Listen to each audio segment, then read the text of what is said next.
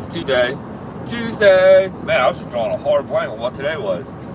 Alright, so Tuesday, back to work. We all just had an epic weekend, right? I had not such an epic weekend, but a lot of things happened. A lot of work had to be done on my house. And in the process of getting work done to the house, I was also getting the front yard all finished up, which was pretty nice. And now I found out that I need to have a back door, like really bad on the house. So that's going to be the next big project on the house, is the back door, or replacing it with a slider potentially. Trying to figure out what the better move is. I would like to just get rid of the back door and put a slider in. Will the stream actually work this time? Laugh out loud. I hope so. Yeah, so you know what it was actually, Scoob, is that sometimes when I do the live streams, I forget that I leave my Wi-Fi on. And when I leave the Wi-Fi on, sometimes when I'm moving around, or even if I'm at the house, I get like really bad connections, I guess. I don't know. It's very odd. So sometimes it's just better with my internet off. Hey, man. Crashed my rig last night. Oh, no. Won't be flying for a couple of weeks. Need some healing. A new pop. Simon, oh no, what happened, dude? And Simon, what kind of paramotor are you flying? What were the weather conditions like, and what happened, man? You're hurt, dude? I hope that the pain that you're in is a speedy recovery, man. I'm so sorry to hear that, man. You crashed last night. I heard a lot of people were actually out flying last night, like all over the place. Weather was pretty decent. I should have actually flew last night, but we went out to a really big dinner that ended up being a lot longer. And also, we got a kitten. We helped out my girlfriend's mom getting a kitten yesterday.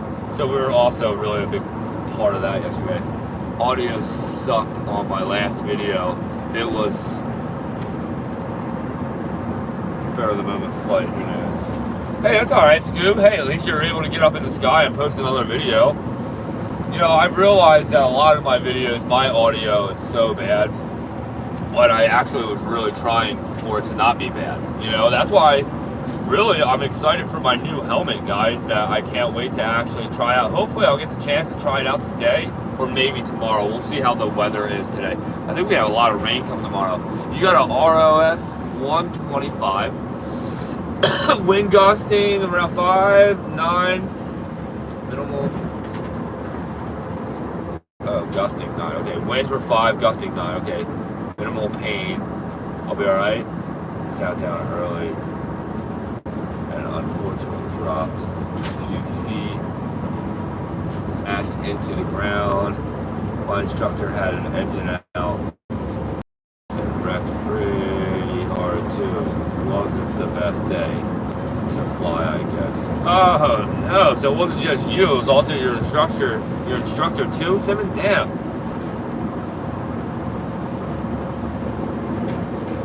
Oh, you're very, okay, right. So guys, I have not sat too early yet. When I was taught about getting into the sky, I was told to basically run like a maniac and keep running even when I'm in the sky, and I was actually trained to always think that you're going to be right back on the ground when you take off, because sometimes we can experience sink when we are taking off, meaning like you'll run, you'll get up in the air, but then you'll come right back down for like a second or two for a few more steps. It's almost like, I don't know how to describe it, it's like the glider gets loaded and then it almost unloads for a moment, and then you got to keep running, and then, but you know, just the other day I just saw a guy in front of me sit too early, not at Bad Apples. He sat down too soon, and it does play a trick on us, right? It's like, it does feel like we're ready to sit, but I've learned that you don't ever sit until you're really in the climbing stage. Like, sitting should be something that you're not thinking about when you're running, you know what I mean? Like, when you're running, you should always be thinking, I gotta get in the air, I'm trying to get in the air, here's my line, you know? And that happened to me, that sink. Yeah, exactly. So that's why, you know, it's crazy, because I was taught in a very windy area, and I'm actually grateful for it, because where I was taught how to fly, my first flight was inland, but I did learn how to fly basically off the beach. But when I was inland, dude, the winds were like 15 miles an hour. I'll never forget it, dude. And my first flight, when I went to go take off, dude, I'll never forget that feeling of feeling like I was ready to go. But I'm so grateful I had that in my mind. Keep running, keep running, keep running. Don't sit, don't sit. And you know, it's so funny. I actually didn't sit on my first flight until my instructor, actually my second flight, I should call it my second flight. I didn't actually sit until my mentor told me to actually sit. He was like, dude, your legs are dangling, bring your knees up. And at that point, I was just so excited that I didn't realize that I was just dangling still. So I just brought my legs right up. But, you know, the one thing about paramotoring, everybody gets tricked in the beginning with the feeling of wanting to sit before you're in the air. And, you know, I'm sorry that it happened to you, man. I'm sorry that you broke your prop. And, you know, we've all had mistakes. You know, I'm not trying to act like I haven't had mistakes. I've had tons of mistakes. I am not by any means perfect in the paramotoring game. But, you know, none of us are. You know, we all make mistakes. We all accidentally do problems. That's why you go through proper training, you know, to try to stay around those issues. If you get a chance, the last video I posted in my neighborhood and next. Oh, okay, yeah, dude, I'll definitely check it out, Scoob. Like I said, I shouldn't be working all day today. Hopefully I only work a little bit today, and then really I'm trying to focus again today on the YouTube channel because I'm gonna post my first actual day at Bad Apples because there was so much stuff that I left out of my video. Scoob, I don't know if you got the chance to watch that video or not yet yourself, but there was a lot that I left out, like a lot of the flying, a lot of the people that I actually bumped into, a lot of things that I didn't really have the time to talk about because I was trying so hard to make that video into a 15-minute video or less. It wasn't happening, you know, no matter what I did, it just wasn't happening. Yes, nice, Scoob. Well, I appreciate you for watching that video, but yeah, like there's just a lot that I didn't get to share. So now what I'm making now is a day-to-day video where I almost have the first one done. So I'm doing my first day at Bad Apples Thursday, the day that it finally started.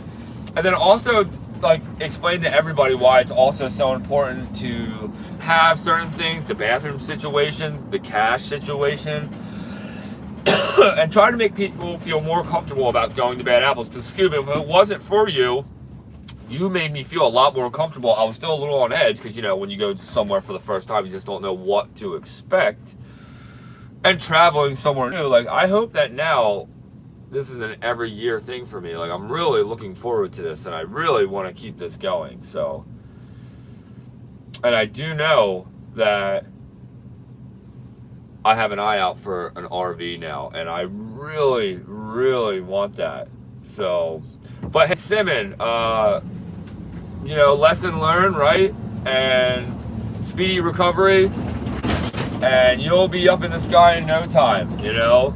The one thing I've learned about paramotoring is it's all about relaxing your mind and trying to stay calm. Like for me, I'm such an overly excited person. My biggest weakness is trying to get myself to calm down. I feel like that's the hardest challenge in my life, is trying to stay completely calm. You know, because normally I'm just so exploding with excitement that I can't help it. You know, it's just my nature. And like with paramotoring, just like takeoff, for instance, the hardest thing to do, I think, you know, is taking off, or potentially,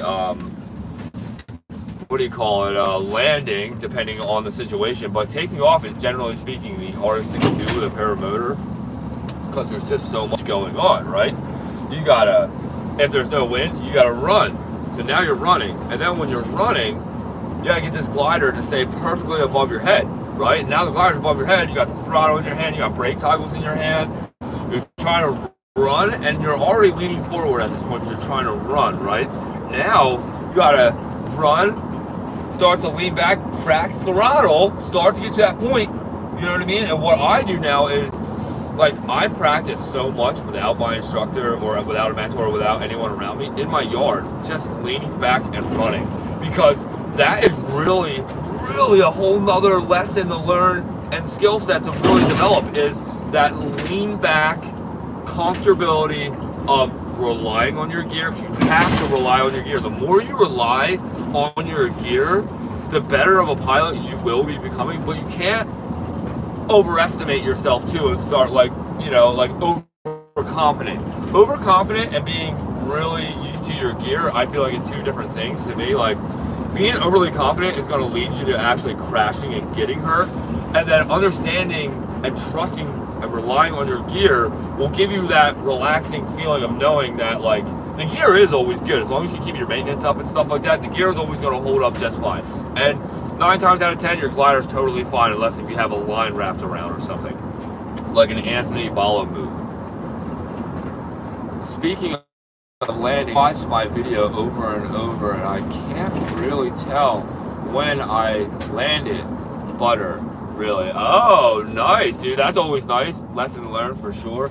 Yeah, Simon, it's always a shame to have to learn lessons that way, but hey, at least you get to walk away from it and talk about it with us today instead of being in a hospital on your deathbed, because it's crazy to think, dude, you crashed an aircraft. It's crazy to think that, I don't care if you're going slow or not. You crash an actual aircraft and you're totally fine. Now that's something to brag about. That's something to actually, well, I shouldn't say brag about in a good way, but it's something to actually talk about. Like, it's like, damn, dude, you were up flying, or you attempted to get up in the air, the hardest moment of takeoff, and then there was a mistake that happened, or really you had sink, you were just sitting too soon. And dude, we've all done it, but I've learned, because I do so many foot drags and stuff on my takeoffs anyway, I don't ever attempt to sit in my seat right away, ever, anyway. I have some funny bloopers, but no way to send them to you.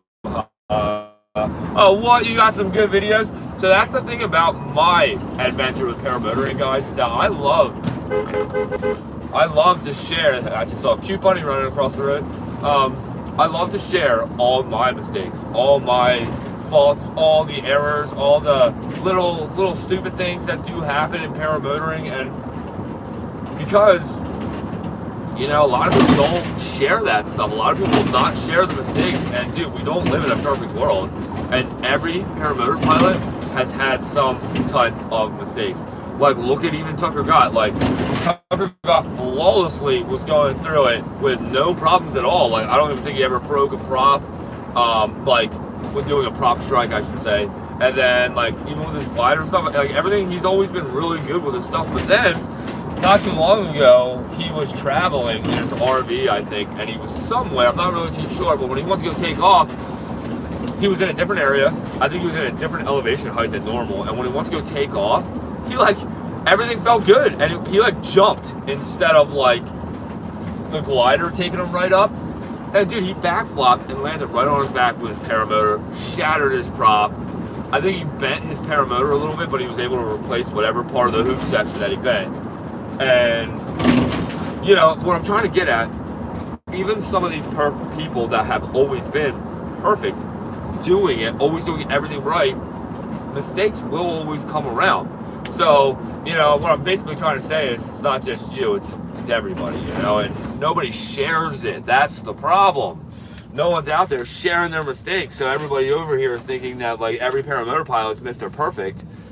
And I hate that. And that's why I love being different. I love sharing the rawness of the footage of my flying, and I love doing these live streams, letting you guys know what my day-to-day life is like.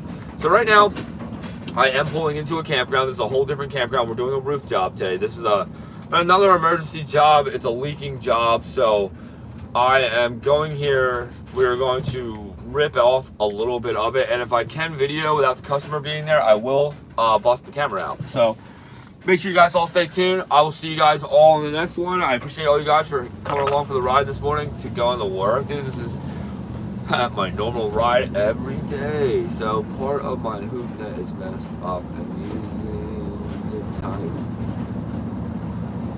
so I need to get some net repair. Yeah, dude, what I gotta do is hook you up with the guy that I just sold my last paramotor to. He just redid the netting with a 3D printer, and holy crap, it looks amazing. He like made these cool little epic clamps that like grab the netting together in a certain way, and then it grabs the hoop itself, and it's really nice. So, but all right, guys, I'm here in this campground. I'm gonna go. Scoob, we'll talk later for sure. You can always message me. I believe you have my number, and if you don't, I'll make sure I resend you my phone number. You can always text me too, and I can always try to help you out with what that one guy did for his netting to save himself some money. So, all right, everybody, I'm getting in here. I do see the customer, so I'm going to be respectful. I'm going to end the live. So, all right, everybody, talk to you guys later. Simon, speedy recovery. I'll talk to you later too, man. Thanks for sharing what you got going on. But, yep, see you, Scoob. I'll see you guys on the next one. Peace out. Have an epic workday Tuesday.